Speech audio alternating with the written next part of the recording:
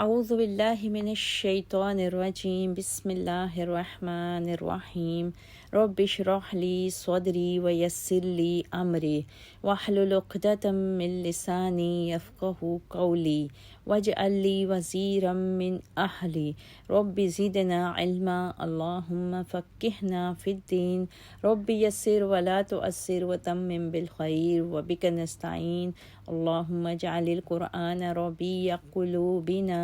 وجلاء صدورنا وذهاب همومنا وغمونا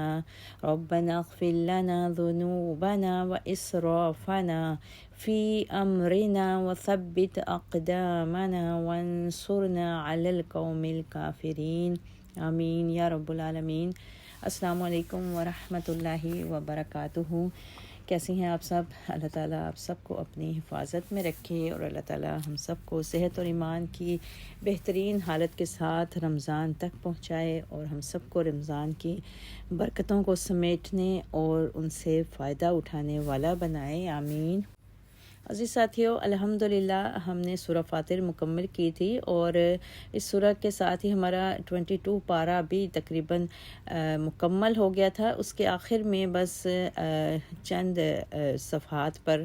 سورہ یاسین ہے۔ انشاءاللہ تعالی آج ہم 23ویں پارے کا آغاز سورہ یاسین سے ہی کریں گے۔ اعوذ باللہ من الشیطان الرجیم بسم اللہ الرحمن الرحیم یاسین والقرآن الحکیم۔ یاسین، حکمت والے قرآن کی قسم، آپ بلا شبہ رسولوں میں سے ایک رسول ہیں، سیدھی راہ پر ہیں اور جو غائب اور رحم کرنے والے کا نازل کردہ ہیں، تاکہ آپ ایسی قوم کو ڈرائیں جن کے آباء و اجداد نہیں ڈرائے گئے تھے، لہٰذا وہ غفلت میں پڑے ہوئے ہیں۔ ان میں سے اکثر پر اللہ کا یہ قول ثابت ہو چکا کہ وہ ایمان نہیں لائیں گے۔ ہم نے ان کے گلوں میں توق ڈال دیے ہیں جو ان کی تھوڑیوں تک پہنچ گئے ہیں، لہٰذا وہ سر اٹھائے ہی رہتے ہیں۔ نیز ہم نے ایک دیوار تو ان کے سامنے کھڑے کر دی ہے اور ایک ان کے پیچھے، اس طرح ہم نے ان پر پردہ ڈال رکھا ہے کہ وہ کچھ دیکھ نہیں سکتے۔ آپ انہیں ڈرائیں یا نہ ڈرائیں، ان کے لیے یکساں ہے، وہ ایمان نہیں لائیں گے۔ آپ تو صرف اس سے ڈرا سکتے ہیں جو اس ذکر یعنی قرآن کی پیروی کرے اور بن دیکھے رحمان سے ڈرے۔ ایسے لوگوں کو آپ مغفرت اور باعزت اجر کی خوشخبری دے دیجئے۔ بلا شبہ ہم ہی مردوں کو زندہ کرتے ہیں، ہم ان کے وہ اعمال بھی لکھتے جاتے ہیں جو وہ آگے بھیج رہے ہیں اور وہ آثار بھی جو پیچھے چھوڑ گئے ہیں، اور ہم نے ہر چیز کا ایک واضح کتاب یعنی لوح محفوظ میں ریکارڈ رکھا ہوا ہے۔ اس سورہ یاسین میں قرآن مجید کی دعوت کو بڑے پرزور دلائل کے ساتھ اور نہایت مؤثر پیرائی میں اللہ تعالیٰ نے پیش کیا ہے، اور بندہ مومن کا ایمان تازہ ہو جاتا ہے اور عالم آخرت کا نقشہ سامنے آ جاتا ہے۔ بہتر یہ ہے کہ اس سورت کی تلاوت کے ساتھ ساتھ ترجمہ بھی ذہن میں رکھا جائے، اور جو لوگ ترجمہ نہیں جانتے وہ ساتھ ساتھ اردو ترجمہ پڑھتے جائیں تاکہ اس سورت کی برکات سے مستفید ہوا جا سکے۔ اور یہ جو عام طور پر جامعہ ترمذی کی روایت مشہور ہے کہ سورہ یاسین قرآن کا دل ہے، جس نے سورہ یاسین پڑھی اس کے عوض 10 بار قرآن پڑھنے کا ثواب ملے گا، اور ایک بہقی کی روایت کے مطابق اپنے مرنے والوں پر سورہ یاسین پڑھا کرو، جس نے جمعہ کے روز سورہ یاسین پڑھی اس کے گناہ معاف کر دیے جائیں گے۔ یہ سب کی سب روایات ضعیف ہیں۔ یاد رہے کہ سورہ یاسین کی فضیلت میں جتنی بھی احادیث ملتی ہیں ان میں سے کوئی بھی صحیح حدیث نہیں ہے، وہ سب کے سب ضعیف یا موضوع ہیں، لہٰذا ہمیں اس کو قرآن کی ایک عظیم سورہ سمجھ کے ہی اس کی تلاوت بھی کرنی چاہیے۔ اور قرآن تو پورے کا پورا شفا ہے، کسی ایک سورت کا جس کا ہمیں صحیح مستند احادیث سے کوئی ثبوت بھی نہیں ملتا تو ہمیں اس کو اس کے لیے مخصوص نہیں کر لینا چاہیے۔ سورہ یاسین کا آغاز 2 حروف مقطعات سے ہو رہا ہے، یاسین، اور اس کا پہلا حرف جو یا ہے وہ حرف ندا ہے، اور اس سے معلوم ہوتا ہے کہ یہ صرف ندا اور منادی سے مل کر ایک جملہ بن رہا ہے، اور اکثر مفسرین نے اس کا ترجمہ اے شخص، اے انسان یا اے مرد مراد لیا ہے، اور اس سے مراد آپ صلی اللہ علیہ وسلم کی ذات گرامی ہے۔ آپ صلی اللہ علیہ وسلم کے جو ہمیں مختلف نام حدیث سے پتہ چلتے ہیں، ان میں سے بھی آپ کا نام یاسین بتایا جاتا ہے۔ قرآن کا نزول ہی آپ صلی اللہ علیہ وسلم کی رسالت کی سب سے بڑی دلیل ہے۔ آیت 2 کا آغاز والقرآن الحکیم، قرآن کی قسم سے ہو رہا ہے، اور قسم شہادت کے قائم مقام ہوا کرتی ہے۔ ان 3 شروع کی مختصر سی آیات کا مطلب یہ ہے کہ یہ حکمتوں سے لبریز قرآن حکیم اس بات پر قوی شہادت ہے کہ آپ صلی اللہ علیہ وسلم فی الواقع اللہ کے رسول ہیں، اور یہ کہ آپ سیدھی راہ پر گامزن ہیں، اور وہ شہادت یہ ہے کہ آپ امی ہیں۔ آپ کا کوئی بھی استاد نہیں تھا اور لکھ پڑھ بھی نہیں سکتے تھے۔ نبوت سے پہلے آپ نے کبھی کوئی ایسا کلام یا اس سے ملتا جلتا کلام بھی پیش نہیں کیا تھا جس سے یہ شبہ ہو سکے کہ شاید یہ ملکہ ان کی فطرت میں موجود تھا، اور وہی ملکہ ترقی کرتا رہا حتیٰ کہ آپ ایسا کلام پیش کرنے پر قادر ہو گئے، اور یہ سب باتیں کفار مکہ ذاتی طور پر جانتے تھے۔ پھر 40 سال کی عمر میں آپ کی زبان سے یک لخت ایسے کلام کا جاری ہونا جس نے تمام فصحاء و بلغائے عرب کو اپنے مقابلہ میں گنگ بنا دیا تھا، اور بار بار کے چیلنج کے باوجود ایسا کلام پیش کرنے سے عاجز آ گئے تھے، تو اس سے صاف واضح تھا کہ یہ کلام آپ صلی اللہ علیہ وسلم کا کلام نہیں ہو سکتا، بلکہ کسی ایسی ہستی کا ہی ہو سکتا ہے جو مافوق الفطرت ہو، حکیم ہو اور خبیر بھی ہو۔ پھر آیت نمبر 6 میں قرآن کو نازل کرنے کا ایک مقصد بتایا گیا کہ لِتُنذِرَ قَوْمًا مَّا أُنذِرَ آبَاؤُهُمْ فَهُمْ غَافِلُونَ، تاکہ آپ ایسی قوم کو ڈرائیں جن کے آباء و اجداد نہیں ڈرائے گئے تھے۔ مکہ میں شعیب علیہ السلام کی 2000 سال بعد آپ صلی اللہ علیہ وسلم مبعوث ہوئے تھے۔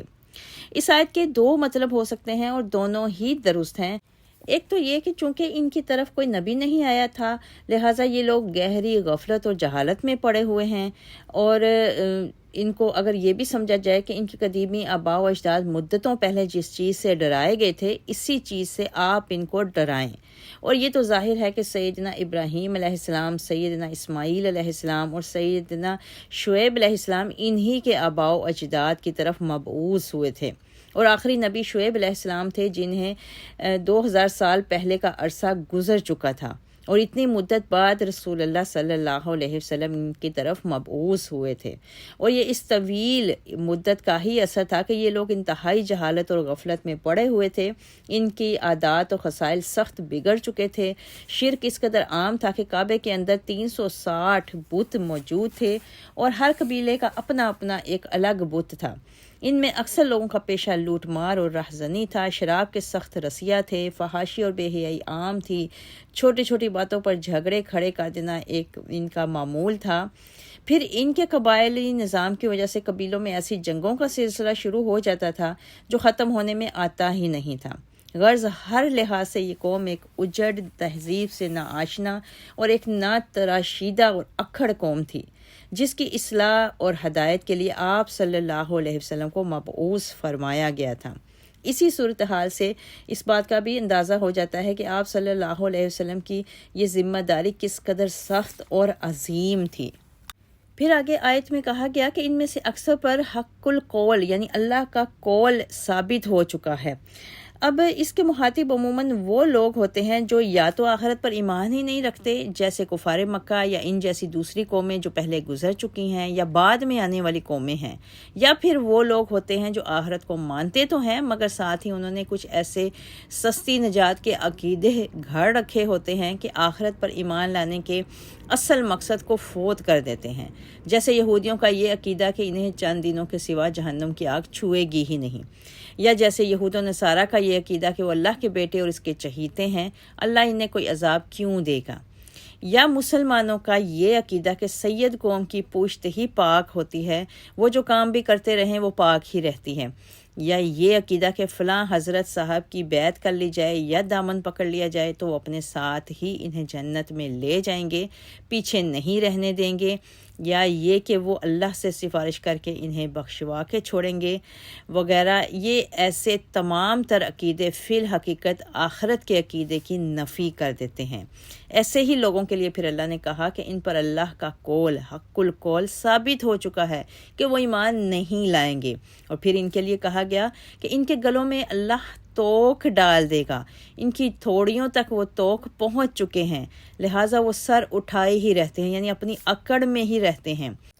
اور پھر یہ توک ان کی تقلید آبا کے توک تھے، ان کی جاہلانہ اور مشرکانہ رسوم کے توک تھے، ان کے کبر و نخوت کے توک تھے، جنہوں نے ان کے گلوں کو اس حد تک دبا رکھا تھا اور ان کے سر اس قدر جکڑے ہوئے تھے کہ وہ کسی دوسری طرف دیکھ ہی نہ سکتے تھے، نہ ہی ان کی نگاہیں انہیں اپنی طرف دیکھ سکتی تھیں کہ وہ کم از کم اپنے اندر ہی موجود اللہ کی نشانیوں اور قدرتوں کو دیکھ کر کچھ سبق حاصل کر سکیں۔ پھر آگے کہا گیا کہ ان کے آگے بھی اللہ نے ایک دیوار کھڑی کر دی ہے اور ان کے پیچھے بھی، اور جس طرف دیوار نہ ہو وہاں کوئی پردہ ڈال کر ڈھانپ دیا جائے تو کوئی شخص دیکھ بھی کیسے سکتا ہے۔ ان کی یہ حالت اس لیے ہو گئی ہے کہ وہ اپنی ان جاہلانہ اور مشرکانہ رسوم ہی سے چمٹا رہنا پسند کرتے ہیں، اور ان باتوں کے باطل ہونے پر جو دلیل بھی پیش کی جائے اس پر غور کرنا تو درکنار اسے سننا بھی گوارا نہیں کرتے۔ آیت 10 میں کہا گیا آپ انہیں ڈرائیں یا نہ ڈرائیں ان کے لیے یکساں ہیں۔ اور یہ حالت اس وقت انسان میں پیدا ہوتی ہے جب کوئی شخص اپنی ضد ہٹ درمی کی بنا پر اس مقام پر پہنچ جاتا ہے کہ وہ کوئی معقول سے معقول دلیل سننے کے لیے بھی تیار نہیں ہوتا، اور میں نہ مانوں کی خصلت اس میں پختہ ہو جاتی ہے، لیکن وہ دل میں حقیقت کو تسلیم کرنے کے باوجود زبان سے انکار کرتا رہتا ہے۔ یہی کیفیت ہوتی ہے جب اس پر پھر کوئی نصیحت اور ہدایت کی بات کارگر ثابت نہیں ہوتی، اور اسی کیفیت کو اللہ تعالیٰ نے کئی مقامات پر دلوں پر مہر لگانے سے تعبیر فرمایا ہے۔ اور اس کے بعد پھر اللہ تعالیٰ نے اہل ایمان کے اوصاف بتائے ہیں کہ جو اس ذکر یعنی قرآن کی پیروی کرے اور بن دیکھے رحمان سے ڈرے۔ بن دیکھے رحمان سے صرف وہی لوگ ڈرتے ہیں کہ جو آخرت کے دن پر اور اللہ کے حضور اپنے اعمال کی باز پرس پر ٹھیک طرح سے ایمان رکھتے ہیں، اور اپنے اس ایمان بالآخرت کے عقیدے کو سستی نجات کے عقیدے سے خراب نہیں کر لیتے، اور ایسے لوگ کم ہی ہوتے ہیں۔ ایسے لوگ دنیا میں اللہ سے ڈر کر انتہائی محتاط زندگی گزارتے ہیں، اور ایسے ہی لوگ اللہ تعالیٰ کی طرف سے اپنی خطاؤں اور گناہوں کی بخشش کے مستحق ہوتے ہیں۔ گناہ تو ان کے معاف کر دیے جاتے ہیں اور نیک اعمال کا اجر بہت بڑھ چڑھ کر ملتا ہے انشاءاللہ تعالی۔ پھر آیت 12 میں اللہ تعالیٰ نے فرمایا اِنَّا نَحْنُ نُحْيِي الْمَوْتَى، بلا شبہ ہم ہی مردوں کو زندہ کرتے ہیں، ہم ان کے وہ اعمال بھی لکھتے ہیں جو وہ آگے بھیج چکے ہیں۔ اب یہاں پر اللہ تعالیٰ کی قدرت کاملہ کا اظہار کیا گیا ہے کہ وہ اللہ ہی مردوں کو ایک دن زندہ کرے گا، اور پھر ان کے اعمال سارے جو اللہ تعالیٰ نے ایک واضح کتاب یعنی لوح محفوظ میں ریکارڈ کر رکھا ہے وہ سب ان کے سامنے پیش کرے گا۔ ہر انسان کے اعمال نامہ میں 3 طرح کے اندراجات ہوتے ہیں۔ ایک وہ اعمال اور اقوال جو اس نے اپنی زندگی کے دوران سر انجام دیے ہیں، دوسرے اعمال کے اثرات جو عمل کرنے سے انسان کے اپنے جسم، اس کے اعضاء و جوارے زمین یا فضا میں مترسم ہوتے رہتے ہیں، اور تیسرے وہ اعمال جن کے اچھے یا برے اثرات اس کی زندگی کے بعد بھی باقی رہ جاتے ہیں۔ مثلا کسی شخص نے کوئی مفید کتاب تصنیف کی یا لوگوں کو علم دین سکھایا اور یہ سلسلہ آگے چلتا رہا، یا کوئی شخص یا کوئی چیز اللہ کی راہ میں وقف کر گیا، یہ سب کچھ اس کے عمل کے اثرات ہیں، اور ان کا ثواب اس کے اعمال نامہ میں اس زندگی کے بعد بھی درج ہوتا رہتا ہے۔ اسی طرح اگر کسی نے کوئی شرکیہ عقیدہ یا بدعت یا کوئی بد رسم نکالی تو جو شخص ان باتوں کو اپنائیں گے ان کا حصہ بھی اور ان کا گناہ بھی اس ایجاد کرنے والے کے اعمال نامہ میں درج ہوتا رہتا ہے۔ آیت 13 وَاضْرِبْ لَهُمْ مَثَلًا أَصْحَابَ الْقَرْيَةِ، آپ انہیں اس بستی والوں کی مثال بیان کیجئے جبکہ ان کے پاس رسول آئے تھے، جب ہم نے ان کی طرف 2 رسول بھیجے تو انہوں نے ان دونوں کو جھٹلا دیا، پھر ہم نے ایک تیسرے رسول سے انہیں تقویت دی، تب ان تینوں نے کہا ہم تمہاری طرف رسول کی حیثیت سے بھیجے گئے ہیں۔ وہ کہنے لگے تم تو ہمارے ہی جیسے انسان ہو اور اللہ نے تو کچھ بھی نہیں اتارا بلکہ تم تو محض جھوٹ بولتے ہو۔ وہ کہنے لگے ہمارا پروردگار جانتا ہے کہ ہم یقیناً تمہاری طرف رسول بنا کر بھیجے گئے ہیں، اور ہمارے ذمہ تو صرف واضح طور پر پیغام پہنچا دینا ہے۔ وہ کہنے لگے کہ ہم تو تمہیں منحوس سمجھتے ہیں، اگر تم باز نہ آئے تو ہم تمہیں سنگسار کر دیں گے اور ہمارے ہاتھوں تمہیں دردناک سزا ملے گی۔ وہ کہنے لگے تمہاری نحوست تو تمہارے اپنے ساتھ لگی ہے، اگر تمہیں نصیحت کی جائے تو کیا اسے تم نحوست سمجھتے ہو؟ بلکہ تم تو ہو ہی حد سے گزرے ہوئے لوگ۔ اس وقت شہر کے پلے کنارے سے ایک شخص دوڑتا ہوا آیا اور کہنے لگا، میری قوم کے لوگوں، ان رسولوں کی پیروی اختیار کرو، ایسے رسولوں کی جو تم سے کچھ اجر نہیں مانگتے اور وہ خود راہ راست پر ہیں، اور میں اس ہستی کی کیوں نہ عبادت کروں جس نے مجھے پیدا کیا اور تم سب کو اسی کی طرف لوٹ کر جانا ہے۔ کیا میں اللہ کے سوا دوسروں کو الہ بنا لوں گا؟ اگر رحمان مجھے تکلیف دینا چاہے تو نہ اس کی سفارش میرے کسی کام آئے اور نہ ہی وہ خود مجھے چھڑا سکیں، تب تو میں یقیناً سری گمراہی میں جا پڑا۔ میں تو بلا شبہ تمہارے پروردگار پر ایمان لا چکا، تم میری بات توجہ سے سنو اور مان لو۔ آخر جب اسے قتل کر ڈالا گیا تو اسے کہا گیا کہ جنت میں داخل ہو جاؤ۔ وہ کہنے لگا، کاش میری قوم کو علم ہو جاتا کہ میرے پروردگار نے مجھے بخش دیا اور مجھے معززین میں شامل کر دیا۔ اس کے بعد ہم نے اس کی قوم پر آسمان سے کوئی لشکر نہیں اتارا، نہ ہی ہمیں لشکر اتارنے کی حاجت تھی، وہ تو بس ایک دھماکہ ہوا جس سے وہ سب بجھ کر رہ گئے۔ افسوس ہے بندوں پر کہ ان کے پاس جو بھی رسول آیا اس کا مذاق ہی اڑاتے رہے۔ کیا انہوں نے دیکھا نہیں کہ کتنی ہی قومیں ہم ان سے پہلے ہلاک کر چکے ہیں جو ان کے پاس لوٹ کر نہیں آئیں، اور یہ سب کچھ ایک دن ہمارے حضور حاضر کیے جائیں گے۔ اب یہاں پر آیات میں ایک بستی کا یعنی اصحاب القریہ بستی والوں کا اور ایک مرد مومن مرد مجاہد کا ذکر کیا گیا ہے جو کہ حق گو بھی تھا۔ اب یہ بستی کون سی تھی اس کے متعلق قرآن و حدیث میں کوئی صراحت نہیں۔ مفسرین کہتے ہیں کہ اس سے مراد روم میں واقع انطاکیہ شہر ہے۔ پھر اس بات میں بھی اختلاف ہے کہ یہ رسول بلا واسطہ رسول تھے یا بالواسطہ رسول یا مبلغ تھے۔ بعض کہتے ہیں کہ یہ مبلغ سیدنا عیسیٰ علیہ السلام نے ہی بھیجے تھے، اور بعض کہتے ہیں کہ یہ سیدنا عیسیٰ علیہ السلام کے حواریوں میں سے تھے۔ قرآن کے بیان سے سرسری طور پر یہی معلوم ہوتا ہے کہ وہ بلا واسطہ اللہ کے رسول تھے، اور اگر یہی بات ہو تو ان کا زمانہ سیدنا عیسیٰ علیہ السلام سے پہلے کا زمانہ ہونا چاہیے، کیونکہ سیدنا عیسیٰ علیہ السلام کے بعد رسول اللہ صلی اللہ علیہ وسلم کی بعثت تک کوئی نبی یا رسول مبعوث نہیں ہوا۔ بہرحال یہ جو بھی بستی ہو اور جو بھی اللہ کی طرف سے بھیجے ہوئے رسول ہوں یا کوئی حق گو نمائندے ہوں، ان کا مقصد یہ تھا بتانے کا کہ کفار مکہ اور ان بستی والوں کے حالات میں بہت سی باتوں میں مماثلت پائی جاتی تھی۔ قریش بھی رسول اللہ صلی اللہ علیہ وسلم کو یہی کچھ کہتے تھے کہ تم بھی ہمارے ہی جیسے بشر ہو، آخر تم میں ہم سے بڑھ کر وہ کون سی خوبی ہے، اور پھر اللہ نے تمہیں ہی کیوں نبوت کے لیے منتخب کیا۔ یعنی اس طرح کی وہ ساری باتیں جو یہ بستی والے اپنے رسولوں کو کہتے تھے، قریش مکہ بھی یہی الزام آپ صلی اللہ علیہ وسلم کو دیتے تھے۔ منکرین حق کو جھنجھوڑنے کے لیے ان پر اللہ تعالیٰ کی طرف سے کچھ چھوٹے موٹے عذاب یا سختیاں بطور تنبیہ نازل ہوا کرتی ہیں، اور اگر ایسا کوئی عذاب نہ بھی آئے تو بھی ایک اس بات کا وقوع پذیر ہونا یقینی ہے۔ اس وجہ سے یہ قومیں اپنے رسولوں کو منحوس یعنی اپنے لیے نحوست کی علامت قرار دیتی تھیں، اور اس پر مزید یہ کہ یہ قومیں اپنے رسولوں کو سنگسار کر دینے یا دردناک عذاب دینے کے لیے بھی ان کو دھمکی دیا کرتی تھیں، جبکہ کفار مکہ نے کئی بار آپ صلی اللہ علیہ وسلم کو انفرادی طور پر بھی اور اجتماعی طور پر بھی جان سے مار ڈالنے کی کوششیں اور سازشیں کی تھیں۔ اور پھر ان رسولوں کی دعوت کا سلسلہ کچھ چند دنوں پر نہیں بلکہ سالوں کی مدت پر محیط تھا، اور رسولوں کی دعوت اور ان کی قوموں کی دھمکیاں شہر کے دور دور مضافات تک بھی پھیل چکا تھا۔ چنانچہ انہی دور کے مضافات میں سے ایک صالح مرد مومن، مرد حق اور مرد مجاہد جس کا نام حبیب بتایا جاتا ہے،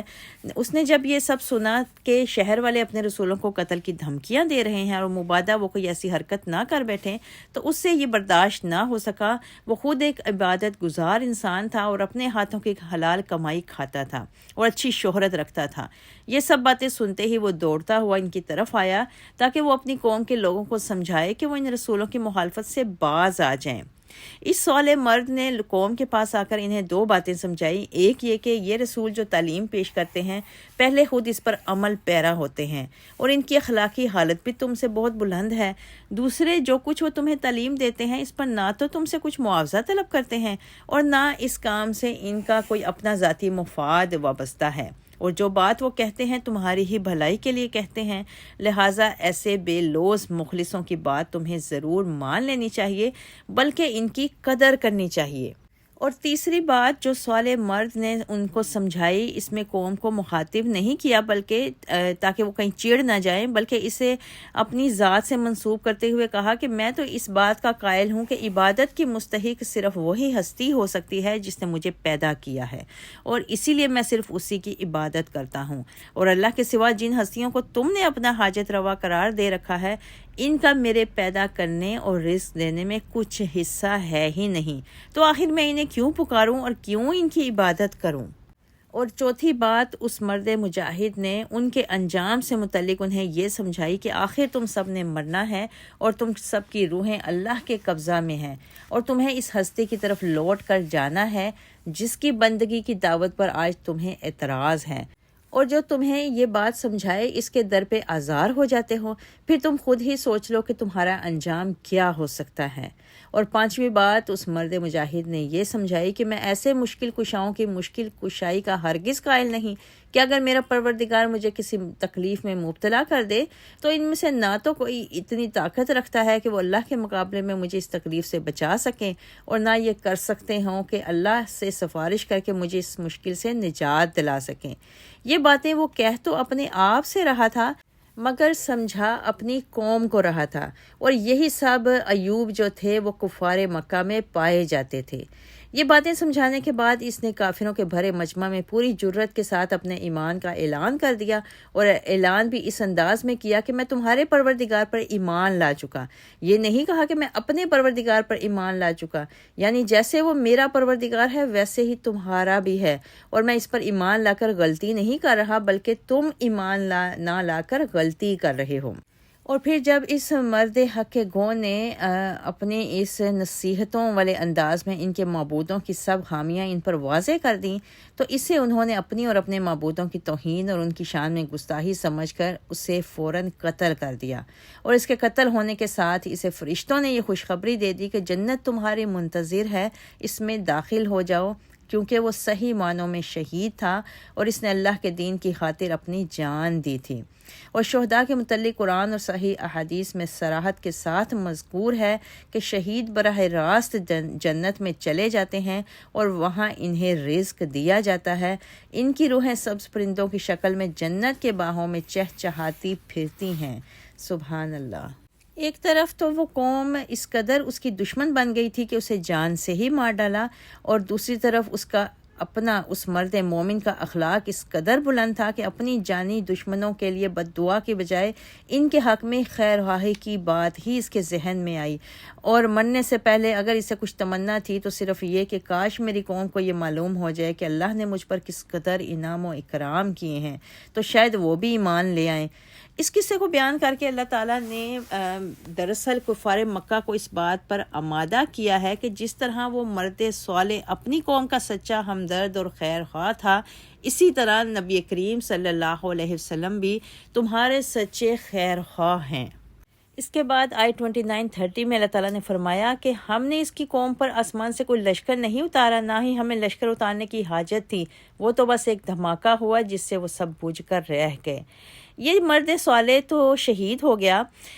لیکن اللہ تعالیٰ نے اس بستی پر جو عذاب نازل کیا اس کے لیے اللہ تعالیٰ نے فرشتوں کی کوئی فوجیں نازل نہیں کی۔ یہ تو اتنے ہی معمولی سے کام کے لیے اللہ تعالیٰ کو فوجیں بھیجنے کی کیا ضرورت تھی؟ اس قوم سے بس اتنا ہی معاملہ ہوا کہ زور کا ایک دھماکہ ہوا جس کی پہلی ضرب بھی وہ سہار نہ سکے، اور جہاں جہاں تھے اسی مقام پر ہی ڈھیر ہو کر رہ گئے۔ اور پھر آگے اللہ تعالیٰ نے آیتوں میں واضح کر دیا کہ جو قومیں بھی ان لوگوں کے انجام کو دیکھتے ہوئے غور و فکر نہیں کرتی ہیں اور اپنے رسولوں کا مذاق اڑاتی رہتی ہیں، انہیں بھی اللہ تعالیٰ انہی کی طرح ہلاک کر دیتا ہے اور ان کا ایسا نام و نشان تک مٹا دیتا ہے کہ ان میں سے کوئی بھی بچ کر واپس نہیں لوٹتا۔ پھر بھی کافروں کا یہی دستور رہا ہے کہ جب کوئی نیا رسول آتا تو اس سے اسی طرح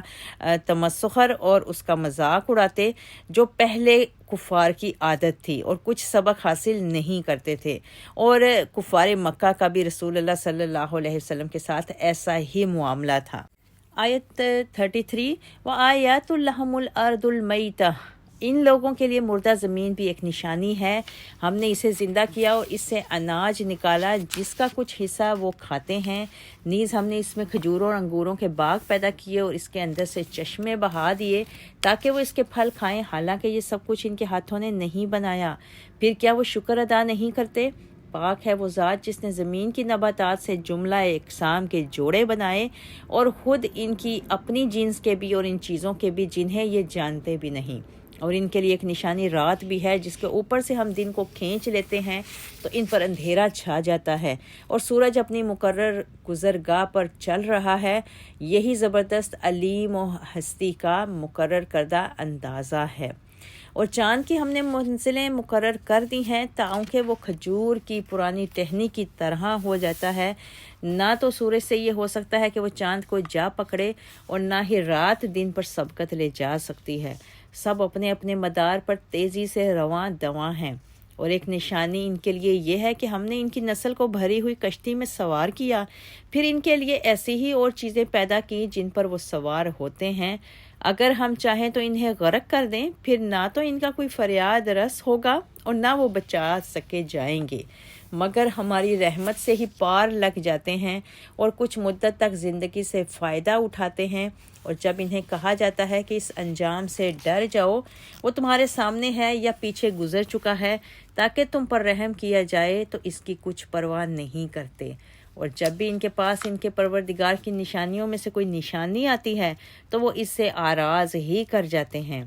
اور جب انہیں کہا جاتا ہے کہ اللہ نے تمہیں رزق دیا ہے، اس میں سے اس کی راہ میں خرچ کرو، تو کافر ایمان والوں کو یوں جواب دیتے ہیں کہ کیا ہم اسے کھلائیں جسے اگر اللہ چاہتا تو خود ہی کھلا سکتا تھا؟ تم تو سری گمراہی میں پڑ گئے ہو۔ نیز وہ کہتے ہیں کہ اگر تم سچے ہو تو یہ وعدہ قیامت کب پورا ہوگا؟ وہ صرف ایک دھماکے کا انتظار کر رہے ہیں جو انہیں آ پکڑے گا، جبکہ یہ آپس میں جھگڑ رہے ہوں گے۔ اس وقت نہ تو وصیت کر سکیں گے اور نہ ہی اپنے گھر والوں کو واپس جا سکیں گے، اور جب سور پھونکا جائے گا تو وہ فوراً اپنی قبروں سے نکل کر اپنے پروردگار کی طرف دوڑ پڑیں گے، کہیں گے افسوس ہمیں ہماری خوابگاہ سے کس نے اٹھا کھڑا کیا۔ یہ تو وہی چیز ہے جس کا رحمان نے وعدہ کیا تھا اور رسولوں نے سچ کہا تھا، وہ بس ایک ہی گرجدار آواز ہوگی، پھر وہ فوراً سب کے سب ہمارے حضور پیش کر دیے جائیں گے۔ آج کسی پر ذرہ بھر بھی ظلم نہ کیا جائے گا اور تمہیں ویسا ہی بدلہ دیا جائے گا جیسے تم عمل کرتے رہے۔ آج اہل جنت مزے اڑانے میں مشغول ہوں گے، وہ اور ان کی بیویاں چھاؤں میں تختوں پر تکیہ لگائے ہوں گے، وہاں انہیں کھانے کو میوے بھی ملیں گے اور جو کچھ وہ طلب کریں گے وہ بھی ملے گا۔ مہربان پروردگار فرمائے گا تم پر سلامتی ہو اور اے مجرموں آج تم الگ ہو جاؤ۔ اب یہاں پر سورہ یاسین میں اللہ تعالیٰ نے ایک بستی والوں کا قصہ سنانے کے بعد اور ان پر عذاب نازل ہونے کا بتانے کے بعد اللہ تعالیٰ نے دوبارہ سے توحید کے دلائل پیش کیے ہیں اور اپنی نشانیوں کا ذکر کیا ہے، اور یہ بھی بتایا ہے کہ ہر قسم کی نباتات کا بہترین حصہ اللہ تعالیٰ نے انسان کے لیے رکھا ہوتا ہے اور اس کا ناقص اور بقیہ حصہ جو ہوتا ہے وہ مویشیوں اور دوسرے جانوروں کے لیے ہوتا ہے، اور اس کے بعد زرعی پیداوار میں انسان کے حصے کا بتایا، اور اس کے بعد کھجوروں اور انگوروں کے باغوں کا ذکر کیا اور ان کے اندر بہائے گئے چشموں کا ذکر کیا اور اس کے اندر پھل اور پھل پھولوں کا ذکر کیا، اور یہ پوچھا کہ کیا یہ لوگ یہ سب دیکھ کر شکر ادا کیوں نہیں کرتے؟ اور پھر اللہ تعالیٰ نے زمین کی نباتات میں سے مختلف جملہ اقسام کے جوڑے پیدا کرنے کے متعلق بتایا، اور پھر خود انسان کی اپنی جنس کے جوڑے پیدا کرنے کا اللہ تعالیٰ نے ذکر کیا، اور رات اور دن کو اپنی نشانی قرار دیا کہ جب اللہ تعالیٰ رات کو اوپر سے دن کو کھینچ کر نکالتا ہے اور اندھیرے کو ختم کرتا ہے، اور سورج کے اپنے مقررہ وقت پر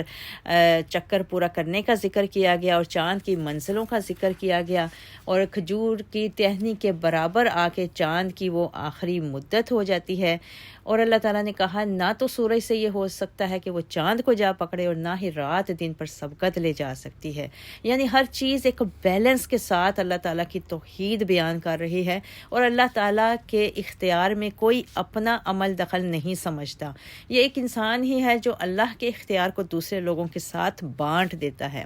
پھر اللہ تعالیٰ نے کہا کہ یہ ایک نشانی ان کے لیے کافی نہیں ہے کہ ہم نے ان کی نسل کو ایک بھری ہوئی کشتی میں سوار کر دیا۔ یہ کشتی سیدنا نوح علیہ السلام کی ہی کشتی کا ذکر کیا گیا ہے کہ اللہ تعالیٰ نے ان انسانوں کو بچا کر ان کی بہترین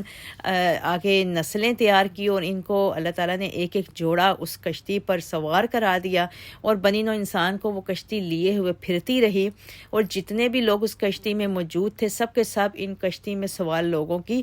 آج اولادیں موجود ہیں دنیا میں۔ پھر آگے اللہ تعالیٰ نے آیتوں میں یہ بھی بتایا کہ جب انہیں کہا جاتا ہے کہ اللہ نے تمہیں جو رزق دیا ہے اس میں سے دوسروں کا حصہ رکھو، یعنی اللہ کی راہ میں خرچ کرو، تو یہ کافی لوگ اہل ایمان سے یہ جواب دیتے ہیں کہ کیا ہم انہیں کھلائیں جسے تمہارا اللہ چاہتا تو خود ہی کھلا دیتا۔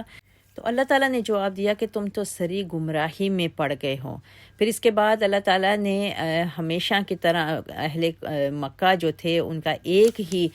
پیارے نبی صلی اللہ علیہ وسلم کو بار بار ایک ہی تکرار ہوتی تھی کہ جس قیامت کی تم ذکر کرتے ہو وہ کب تمہارا وعدہ پورا ہوگا۔ تو اللہ تعالیٰ نے جواب دیا کہ قیامت جب آئے گی تو وہ آہستہ آہستہ نہیں آئے گی جسے تم دیکھ کر سمجھ لو کہ آ رہی ہے اور کچھ سنبھل جاؤ، بلکہ تم اپنے کام کاج میں بری طرح منہمک ہوگے، اور ہر شخص اپنا کاروبار کر رہا ہوگا، کوئی سودے بازی کر رہا ہوگا، اور اچانک ایک زور کا دھماکہ ہوگا، اور جو شخص جس حال میں بھی ہوگا وہیں پہ دھر لیا جائے گا۔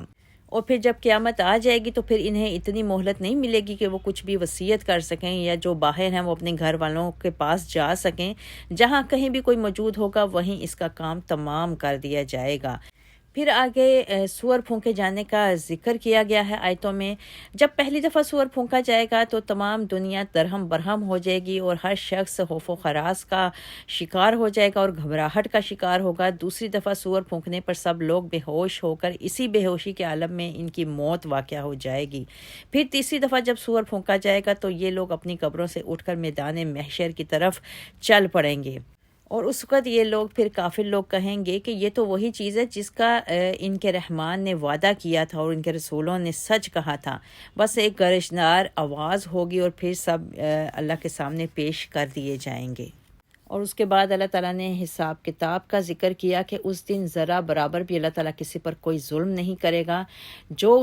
انہوں نے دنیا میں کیا ہوگا ان کا ویسے ہی ان کو بدلہ دیا جائے گا، اور اہل جنت میں مزوں میں مشغول ہوں گے، اور ان کی بیویاں تختوں پر تکیہ لگائے بیٹھی ہوں گی، اور وہاں ان کو کھانے کو میوے ملیں گے، اور جو کچھ وہ طلب کریں گے وہ بھی ان کو ملے گا، اور اللہ تعالیٰ ان کا بہترین مہمان نواز ہوگا، اور اللہ تعالیٰ فرمائے گا تم پر آج سلامتی ہو، سلام قولا من رب الرحیم، الحمدللہ، سبحان اللہ۔ اور مجرموں کو اللہ تعالیٰ کہے گا آج تم الگ ہو جاؤ، تمہارے لیے تو جہنم کا ٹھکانہ ہے جس میں تم ہمیشہ اس میں رہو گے۔ اللہم اجرنا من النار، اللہم انا اسألک جنت الفردوس واعوذ بک من النار، آمین یا رب العالمین۔ آیت 60، یا بنی آدم اللہ تعبدوا الشیطان، اے بنی آدم کیا میں نے تمہیں تاکید نہیں کی تھی کہ شیطان کی عبادت نہ کرنا، وہ تمہارا سری دشمن ہے، اور میری ہی عبادت کرنا یہی سیدھا راستہ ہے۔ وہ تو تم میں سے ایک کثیر گروہ کو گمراہ کر چکا ہے، کیا تم سوچتے نہیں؟ یہ ہے وہ جہنم جس کا تم سے وعدہ کیا جاتا تھا، آج اس میں داخل ہو جاؤ کیونکہ تم کفر کیا کرتے تھے۔ آج ہم ان کے منہ بند کر دیں گے اور ان کے ہاتھ کلام کریں گے اور پاؤں گواہی دیں گے جو کچھ وہ کیا کرتے تھے۔ اگر ہم چاہیں تو ان کی آنکھیں مٹا دیں، پھر وہ راہ کی طرف آگے بڑھیں تو کیوں کر دیکھ سکیں گے، اور اگر ہم چاہیں تو ان کی جگہ پر ہی انہیں مسخ کر دیں، پھر نہ وہ یہ آگے چل سکیں اور نہ ہی پیچھے لوٹ سکیں گے۔ اور جس شخص کو ہم زیادہ عمر دیتے ہیں اسے ہلکت میں ہی الٹ دیتے ہیں، کیا یہ سوچتے نہیں؟ ہم نے اس نبی کو شعر کہنا نہیں سکھایا اور یہ اس کے لیے مناسب بھی نہ تھا، یہ تو ایک نصیحت اور واضح پڑھے جانے والی کتاب ہے تاکہ جو زندہ ہے وہ اسے ڈرائے اور انکار کرنے والوں پر حجت قائم ہو جائے۔ کیا وہ دیکھتے نہیں کہ جو چیزیں ہم نے اپنے ہاتھوں سے بنائی ہیں ان میں سے ان کے لیے چھپائے پیدا تو ہم نے کیے، اور اب یہ ان کے مالک ہیں، اور ہم نے ان مویشیوں کو ان کا مطیع بنا دیا ہے کہ ان میں کسی پر تو سوار ہوتے ہیں اور کسی کا گوشت کھاتے ہیں، نیز ان سے انہیں اور بھی کئی فوائد اور مشروب حاصل ہوتے ہیں، کیا پھر بھی یہ شکر ادا نہیں کرتے؟ اور انہوں نے اللہ کے علاوہ کئی الہ بنا رکھے ہیں اس امید پر کہ ان کی مدد کی جائے، حالانکہ وہ ان کی کچھ مدد نہ کر سکیں گے، بلکہ وہ ان کے لشکر مخالف کی حیثیت سے پیش کیے جائیں گے، لہٰذا ان کی باتیں آپ کو غمزدہ نہ کر دیں۔ ہم یقیناً جانتے ہیں وہ جو کچھ چھپاتے ہیں اور جو ظاہر کرتے ہیں۔ کیا انسان دیکھتا نہیں کہ ہم نے اسے نطفہ سے پیدا کیا ہے، پھر وہ حقائق سے آراز کر کے سری جھگڑالو بن گیا؟ وہ ہمارے لیے تو مثال بیان کرتا ہے اور اپنی پیدائش کو بھول جاتا ہے، کہتا ہے کہ ہڈیاں جب وہ سیدھا ہو چکی ہوں گی تو انہیں کون زندہ کرے گا؟ آپ اسے کہیے کہ اسے وہی زندہ کرے گا جس نے اسے پہلی بار پیدا کیا تھا، اور وہ ہر قسم کا پیدا کرنا جانتا ہے۔ وہی ہے جس نے تمہارے لیے سرسبز درخت سے آگ پیدا کر دی جس سے تم آگ سلگاتے ہو۔ کیا وہ ذات جس نے آسمانوں اور زمین کو پیدا کیا اس بات پر قادر نہیں کہ وہ ان جیسوں کو پیدا کر سکے؟ کیوں نہیں؟ وہی تو سب کچھ پیدا کرنے والا اور سب کچھ جاننے والا ہے۔ اس کا کام تو صرف یہ ہے کہ جب وہ کسی چیز کا ارادہ کرتا ہے تو اسے حکم دیتا ہے کہ ہو جا، تو وہ ہو جاتی ہے۔ پاک ہے وہ ذات جس کے ہاتھ ہر چیز کی حکومت ہے، اور اسی کی طرف تم لوٹائے جاؤ گے۔ بے شک اب یہاں پر جب پچھلی آیات میں اللہ تعالیٰ نے سارا اہل کفار کا اور بستی والوں کا ذکر کرنے کے بعد اپنی توحید کے دلائل پیش کیے، اور پھر اس کے بعد اللہ تعالیٰ نے اہل جنت کا ساتھ اپنا مکالمہ پیش کیا اور ان پر سلامتی اللہ تعالیٰ نے بھیجی، اور پھر اس کے بعد ان آیات میں اللہ تعالیٰ نے اہل دوزخ کے ساتھ مکالمہ پیش کیا ہے کہ اللہ تعالیٰ نے بتایا کہ اے بنی آدم، کیا اللہ نے تم کو شیطان کی عبادت کرنے سے منع نہیں کیا تھا؟ کیا اللہ کی نافرمانی کرنے والوں کے ساتھ اللہ تعالیٰ نے جہنم کا وعدہ نہیں کیا تھا؟ آج اللہ اپنا اس وعدے کو پورا کرتا ہے اور تم سب نافرمانوں کو اللہ تعالیٰ جہنم میں داخل کرتا ہے، اور آج اللہ تعالیٰ تم سب کے منہ بند کر دے گا، اور تمہارے ہاتھ کلام کریں گے اور تمہارے پاؤں گواہی دیں گے کہ تم ان کے ساتھ کیا کچھ کرتے رہے تھے۔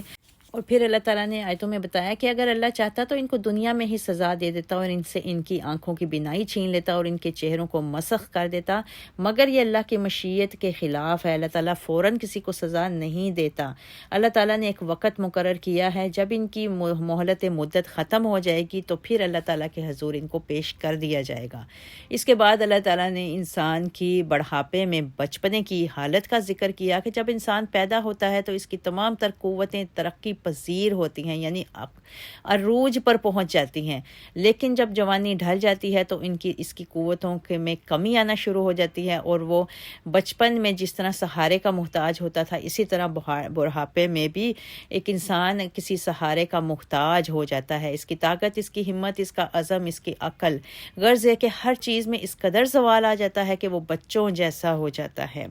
تو اللہ تعالیٰ نے کہا کیا پھر بھی اسے سمجھ نہیں آتی کہ اگر ہم چاہیں تو اسے اندھا بھی کر سکتے ہیں، اپاہج بھی بنا سکتے ہیں، اس کا حلیہ بھی بگاڑ سکتے ہیں، اور وہ چاہے یا نہ چاہے ہم اسے دوبارہ زندہ کر کے اس کے گناہوں کی اسے سزا بھی دے سکتے ہیں۔ بے شک اور اس کے بعد اللہ تعالیٰ نے آیتوں میں بتایا کہ اللہ تعالیٰ نے اپنے نبی صلی اللہ علیہ وسلم کو کوئی شعر کہنا نہیں سکھایا اور نہ ہی وہ کوئی شاعری کرتے تھے، بلکہ اللہ تعالیٰ نے تو ان کو ایک ہدایت، ایک نور، ایک رحمت، ایک نصیحت، واضح کتاب عطا کی ہے جو انسانوں کے لیے ہدایت اور رہنمائی ہے اور دلوں کے لیے شفا ہے۔ شاعری تو دنیا کے شاعروں کا کلام ہوتا ہے جس میں جب تک جھوٹ اور مبالغہ کی آمیزش نہ ہو اس کے کلام میں نہ حسن پیدا ہوتا ہے اور نہ دلکشی، اور نہ ہی کوئی ان کے اشعار کو پسند کرتا ہے۔ اور پھر اس کے بعد اس سورہ کے آخر میں اللہ تعالیٰ نے دوبارہ سے مویشیوں کا اور مویشیوں سے حاصل ہونے والے فوائد کا ذکر کیا، پھر باطل عقیدوں کا اور ان کے باطل معبودوں کا ذکر کیا کہ دنیا اور آخرت میں ان کی جو بے بسی ہوگی وہ قابل دیدنی ہوگی، اور پھر اللہ تعالیٰ نے انسان کی تخلیق کا دوبارہ سے ذکر کیا، اس کے نطفے سے پیدا ہونے والے انسان کے جھگڑالو بن جانے کا ذکر کیا کہ انسان جو ہے وہ اپنی پیدائش کو بھول جاتا ہے، اور جب اس کو وہ سیدھا ہڈیاں میں تبدیل کر دیا جائے گا تو پھر اسے دوبارہ کون زندہ کرے گا، یہ اللہ تعالیٰ نے ذکر کیا، اور اللہ تعالیٰ نے بتایا کہ اسے وہی زندہ کرے گا جس نے اسے پہلی بار پیدا کیا تھا۔ اور سورت کے آخر میں اللہ تعالیٰ نے کن فیکون کا ذکر کیا کہ اللہ کا کام تو یہ ہے کہ جب وہ کسی چیز کا ارادہ کرتا ہے تو اسے حکم دیتا ہے کہ ہو جا تو وہ چیز ہو جاتی ہے۔ ہر چیز پر حکومت و تسلط، ہر چیز پر تصرف و اختیار تو صرف اللہ ہی کی ذات باری تعالیٰ کا کمال ہے، اور یہ مشرکین جو اللہ پر بیہودہ الزامات لگاتے ہیں، اللہ تعالیٰ کی ذات مشرکوں کی ایسی تمام بیہودگیوں سے پاک ہے۔ فَسُبْحَانَ الَّذِي بِيَدِهِ مَلَكُوتُ كُلِّ شَيْءٍ وَإِلَيْهِ تُرْجَعُونَ، پاک ہے وہ ذات جس کے ہاتھ ہر چیز کی حکومت ہے اور اسی کی طرف تم لوٹائے جاؤ گے۔ بے شک وآخر دعوانا ان الحمد للہ رب العالمین، سبحان ربک رب العزت عما یصفون وسلام علی المرسلین والحمد للہ رب العالمین وما علینا الا البلاغ۔